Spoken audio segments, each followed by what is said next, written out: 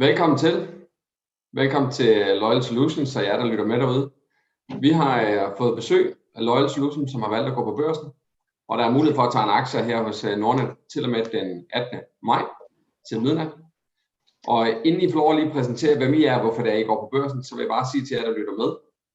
Stil alle de spørgsmål, I kan undervejs, så skal jeg nok sørge for at samle sammen, og så stiller vi jer til sidst i webinaret. Og ellers, så vil jeg bare give ordet videre til jer, så kan I få lov at præsentere jer. Yes, thank you very much, everyone, for joining us today. A brief introduction, perhaps, Pernille? Yeah. Hi, my name is Pernille. I'm the CFO here at Loyal Solution. I recently started in December 2020, and my background is that I am an auditor, and I have been working as an auditor for around 15 years. And in 2017, I got the license as a state authorized auditor.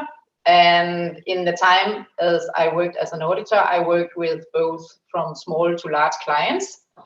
2 years ago, I shifted to the other side of the table and started as CFO in a software company here in Denmark, where the group was listed in Australia.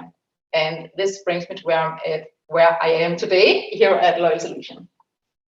And my name is Peter Kisby. I'm one of the founders and the CEO. My life story, really short, is I'm educated in the States, where I have a bachelor's from Cal State.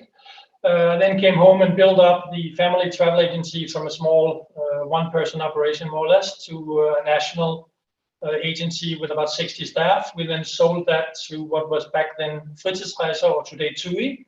And I stayed on and eventually became the CEO of Kuoni, which was one of the largest operators in the travel industry. I then invested in what is today Loyal Solutions in 2009. And I look forward to taking you through our journey and precisely what it is we have done so far and what it is we want to do with our IPO. And please, when you have questions, gather them up, send to Frederick, and hopefully we will have a really good discussion. So Loyal Solutions has built a platform called LoyaltyFacts, which is a software as a service platform, which basically enables our customers to earn and introduce new revenue sources and also boost existing ones. As any startup, we initially took any client we could get to help pay the bills. But we learned relatively quickly that the solution we had developed is even more attractive for very large global players or very large regional players. So we decided to focus on verticals, and the first one was my old stomping ground in the airline industry, where they have a relatively large problem that around 80% of the customers they have in their loyalty program are actually infrequent travelers. So a program that's built around traveling is not really relevant for these 80%. This has not been addressed by the airline because the last 20% under normal circumstances, not right now, but under normal circumstances would account for 50% of the revenue. So they have sort of neglected this opportunity with the infrequent flyers, and that is costing them billions every year. So that's the problem in the airline industry. The second one we addressed was the hospitality industry. They are being attacked on two fronts. One by Airbnb, of course, which are similar sharing platforms, which take away revenue from them. And the other one is the dominance of the OTAs, the online travel agents, like hotels.com and Expedia. When I was the CEO of Kuoni, we were actually one of the biggest buyers of hotel beds, and the hotels were screaming and yelling that they couldn't pay us 8 or 9% in commission. That was simply too expensive for distribution. Fast forward 20 years till now, and now they're on average paying 18 or 19% to Expedia. So that's the problem in the hospitality industry. For banking and financial, the key problem, as I'm sure we're all aware, is that they're being disrupted by innovative fintech startups.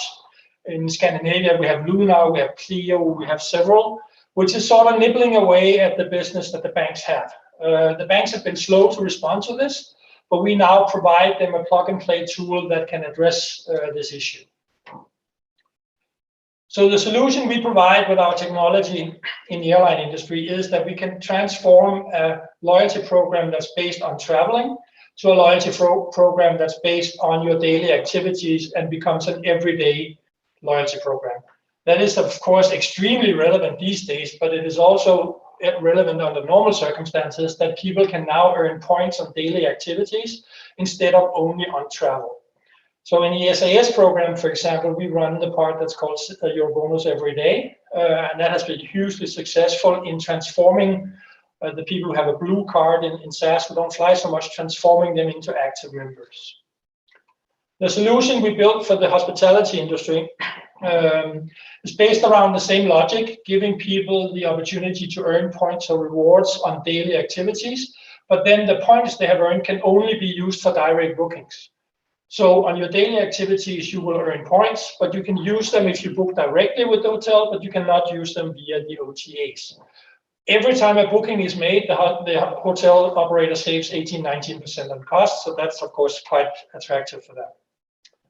For the banks, they're mainly now being disrupted on the card business. So what we provide them is a plug-and-play solution where they can relatively quickly get in market with giving attractive rewards on your payment cards. The reason they want to do that is a payment is a commodity and they cannot keep competing on that. They have tried different things and adding insurance and adding other things, but what works is really valuable rewards, which is what we provide them. The platform, you should see it as a hub or a central point between any cardholder anywhere in the world that has a MasterCard, a Visa, or an Amex card, and then any store in the world that has a payment terminal. So we connect those two in a seamless way. On the cardholder, it's instant. So we can connect our platform to any cardholder globally as we have this presentation. So it's done instantly. We can also connect any store or any web shop. It's not super instant, but it's within 24 hours. What this means is that our clients can then say, okay, we would like to do a concerted effort on we are rolling out a new product in Australia. We would like to push our loyalty program in Australia. How do we do that? They can save all the time in the world and a lot of cost by simply plugging into our platform, and then all the tech is set up. That gives them a super quick time to market, which in many cases is quite important. And it also gives them either they take the full end, as you can see, it's quite modular in the setup. So either they take the full product suite, which is basically an app that the salespeople can use if they want to do a contract with a restaurant, and all the way across to tracking the transactions globally, invoicing any partner merchants, doing all the data mining and all this. If they desire, they can then also just take one module if that's what they need. So it's very modular and scalable. We are faced with, obviously, with a lot of compliance. The two main things being, of course, PCI, which is the payment networks compliance, where we're the highest level, which is called level 1. And then, of course, GDPR for us in the EU, and in other countries, what we call similar store and soil rules. For example, you cannot take data on a Russian citizen outside of Russia or outside of Australia for an Australian citizen. And because our platform is quite new on the tech side, we have a competitive advantage over older technologies here. We also approved for open banking. That means that we can hook up to any bank account in the EU and get transaction information if our clients decide that. The key value we provide for our clients is data. So if they use this transactional data they get from us correctly, it's a gold mine. If they use it, we had a very good case with the Velocity in Australia, where they used it to target their one-to-one communication based on where people went shopping. So they had a very interesting concept that was called shop local, but travel far. And then they used the data on where the people went shopping really intelligently. So if they use this data, it's a huge value for them. I don't know if you followed the valuation of loyalty programs, but they have come out in the light a little bit under COVID because they have been used for collateral, for example, in the States to bail out the airlines. And the loyalty programs for any large enterprise is the most valuable asset. Our clients like the user-friendliness. It's a very simple, intuitive platform to use. So basically what we sell is a plug-and-play solution, one-stop shopping if they want, or modular, to connect any cardholder to their program across the globe. With the limited resources we have had, excuse me, we have signed these relatively large companies as clients. The first large client we had was SAS. We've had them for about 4 years, and we run Eurobonus every day. The next one we got was Virgin Velocity, which is the second largest program in Australia. That is currently paused until the COVID situation clears. So that does not enter into any of our numbers. It's an opportunity for 2022 when they're planning to start up again. Then we have Etihad Airways, which is a leading global airline. We are running a program for them currently in Abu Dhabi, and that has been paused with the rollout to the next countries because of COVID, but it's coming in the autumn. Because we won the Etihad contract, we got the attention of one of the largest companies in the UAE called Aldar. They basically operate a third of the country, but they also operate 25 shopping malls, including the very large called Yas Mall. And they have built together with us a very innovative program for shopping malls. Little bit outside the verticals that we would address normally, but it's quite interesting and something we would like to export. Then we have bank customers, and we have the Danish Auto Association as well, for example. By far the largest customer and the most complex program we have is for Accor. They own all these hotel brands that I'm sure you know some of. They have somewhere in the neighborhood of 72 million members in their loyalty program. We have rolled out in 15 countries and then paused because of COVID. And Accor is now planning the ramp up after the summer. We are super busy with getting that ready. So there's a huge upside on Accor after the summer, or after Accor feels that COVID has cleared enough. Currently, the message from them is that China and the US is relatively normal, but Europe is, of course, still difficult. So the market opportunities we see, of course, is the first we will grab is within the ones we're already in, hospitality, banks, and airlines. But we have actually also gotten a lot of interest from payment schemes. So even though that we are actually a customer of MasterCard and Visa, they actually want to be our customer. So we are working on that. We also have quite a lot of interest from telecoms. So that is something we would like to address post, hopefully, a successful IPO. Use some of the funding to go after the telcos. We have not had the resources to do that. You're basically listening to the sales department. That's me on half time. So we could use a ramp up there. Then we discovered these two new, sort of a little bit by accident. The mall that I mentioned, we would really like to take this really innovative mall program and export it all over the world from the UAE. That will require some sales resources, of course. And then we also have the Auto Association program we did, which now has actually just in last week caught the attention of the Norwegian Auto Association. So that's also something, if we had the resources, we would go and chase. Our business model is relatively simple. We like to be in the same boat as our customers. So we have a recurring revenue, but it's based on sales. So we get between 0.4 and 1.2% of sales, but we do have some minimum monthly guarantees. In many cases, we will also charge an implementation fee. That depends on the client and on the situation. It was difficult for us in the beginning because we were a small company. We're still small. It's a little easier now. But that's sort of just an added benefit for us. The whole business model is based on the recurring revenue. For our clients, a key component is the merchant-funded rewards. What this means is that it's not the program owner that funds the rewards that are given to the user.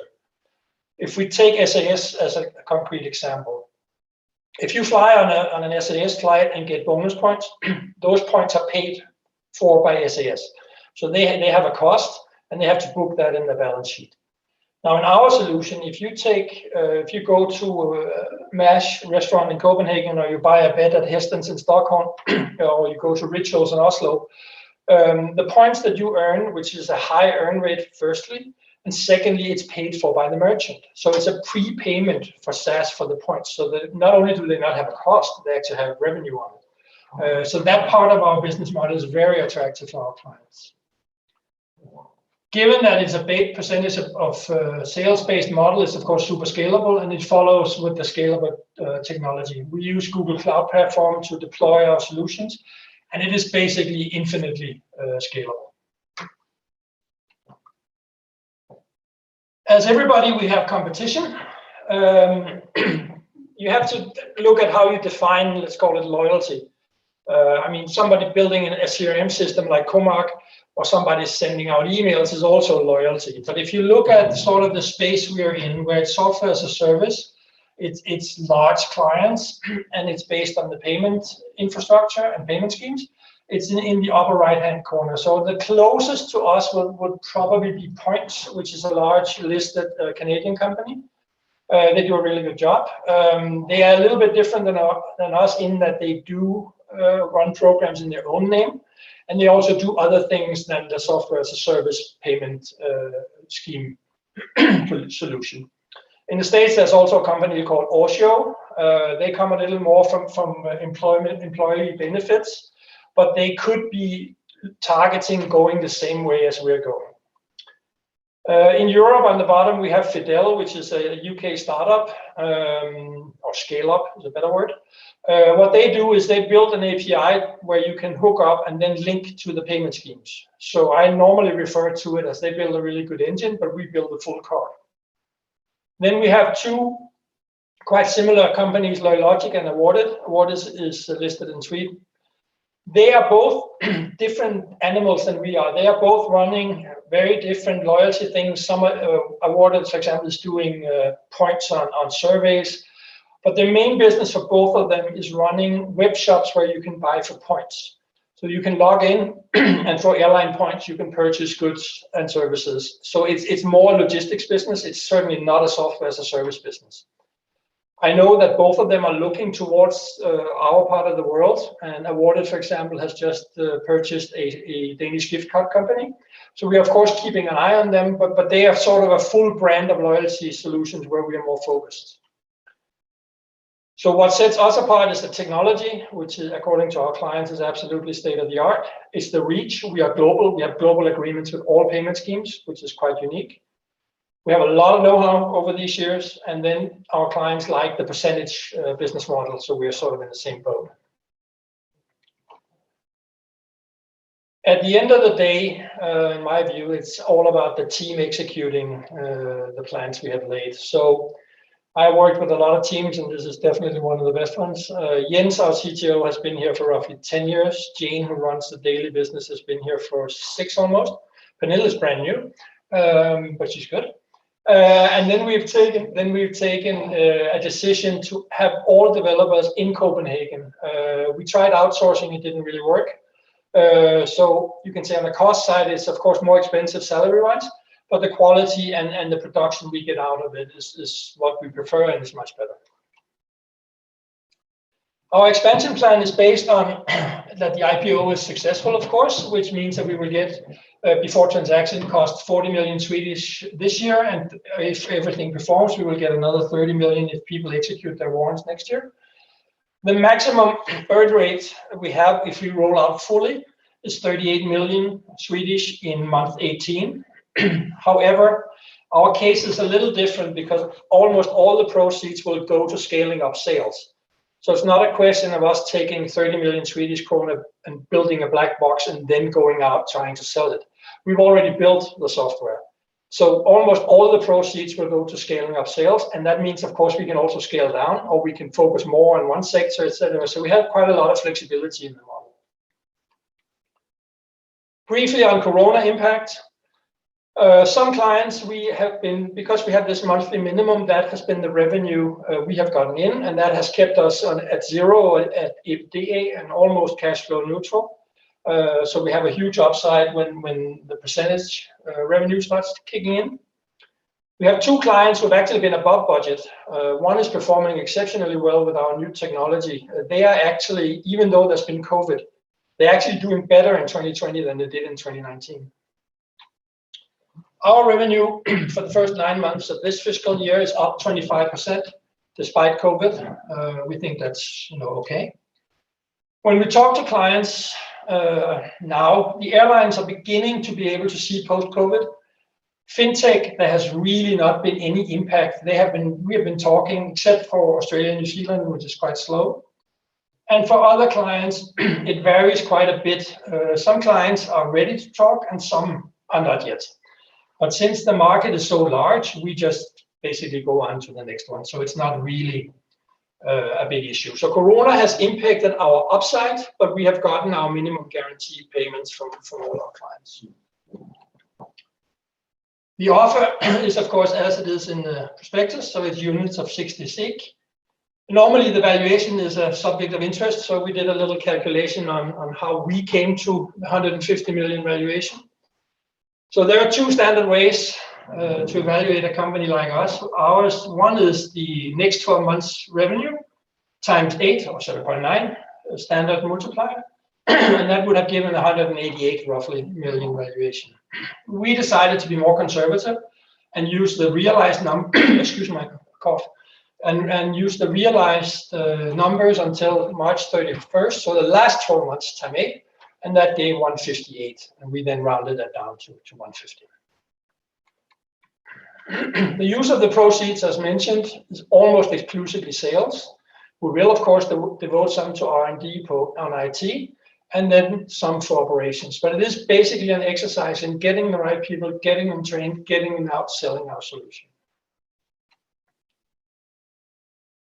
So my final slide is, why should you consider investing now?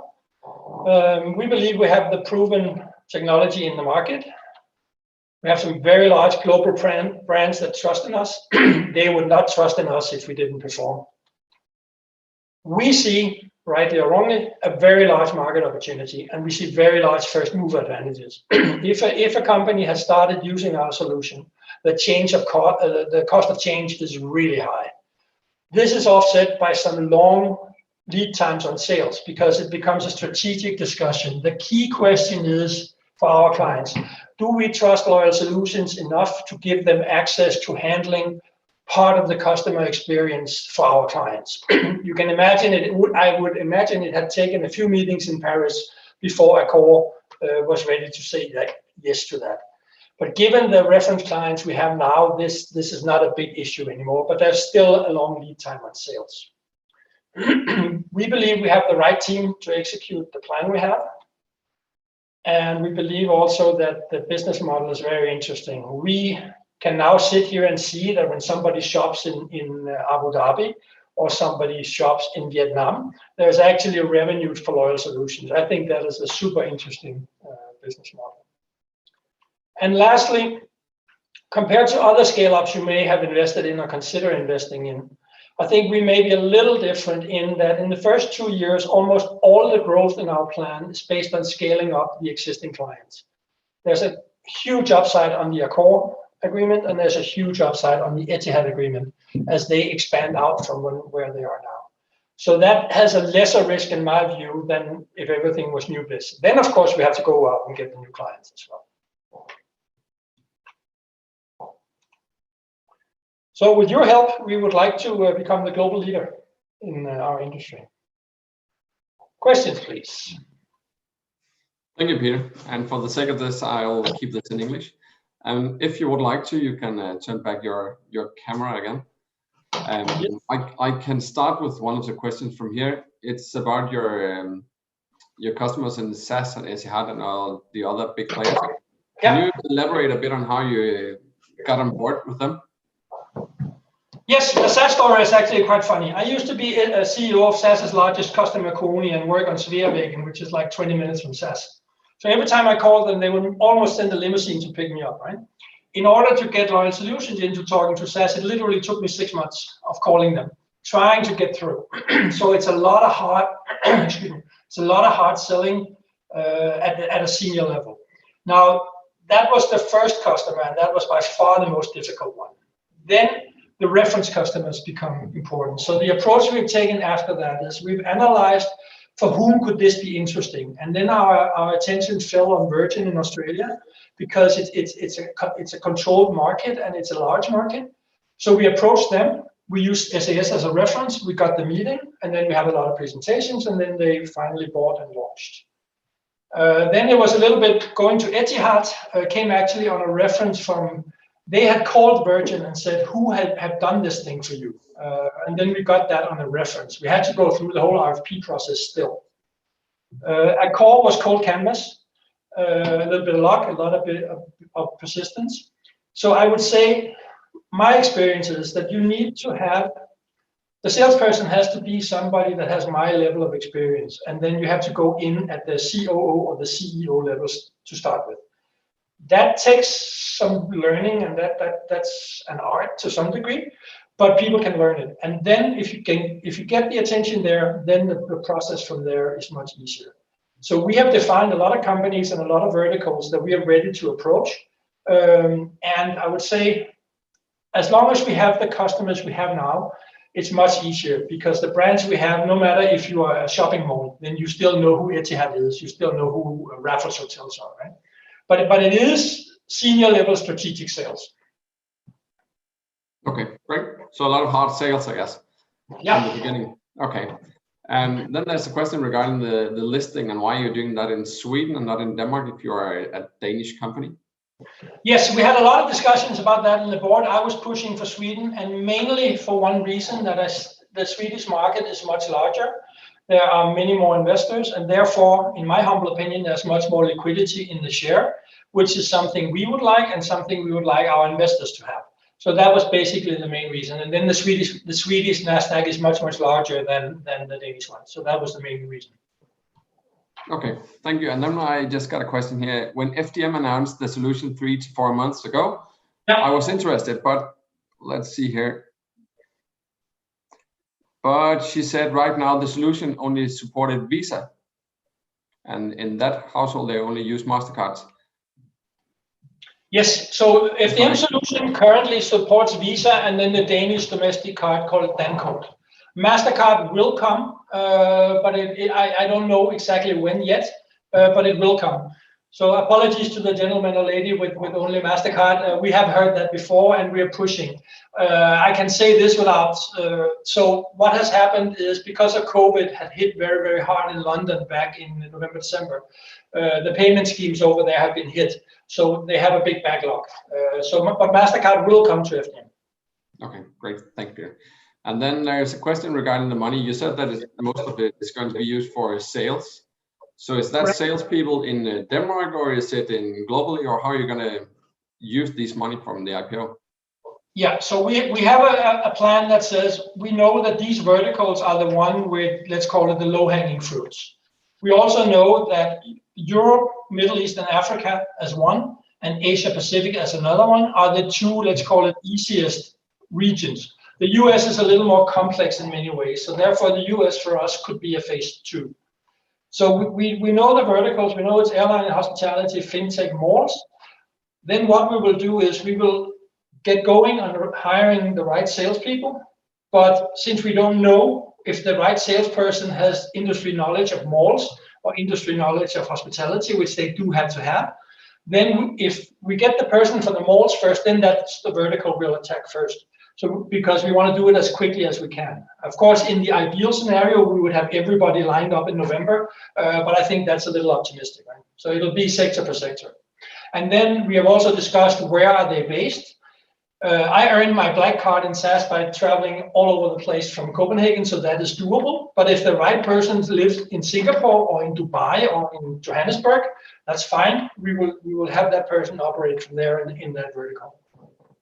Okay, great. And then in this case, you're using units. Maybe you can put just a bit more words on why you're using units and what the money from the warrants are going to be used for. Yeah, so the reason we're using units is that was a strong recommendation from our merchant bank, Sedamira. We were not familiar that much with the Swedish stock market, but it was their recommendation. And once I really understood it, I actually liked it because it gives the investors a chance to see if all this stuff I'm talking about actually pans out before they commit the rest of the money. Now, in an ideal scenario, the warrant money it'll be needed, but in an ideal scenario, it may not be needed that much. But if things take a little longer or something, then of course it'll just be used to sustain the sales effort and further scale the company. Okay, great. I got one last question here. It's regarding the shares of all your owners and CEOs. If you have any lockup period on your own shares, or if you're able to sell them when it goes listed. No, of course we have a lockup. So all the existing shareholders have a lockup, and that's so that we cannot sell any shares at all for the first 3 months. Then we are allowed to sell 10% if we want. I'm not gonna, but if you want, from the 3rd month until the 12th month. So any free sale, you can say, apart from 10%, is after the 12 months. So, and after the warrant period.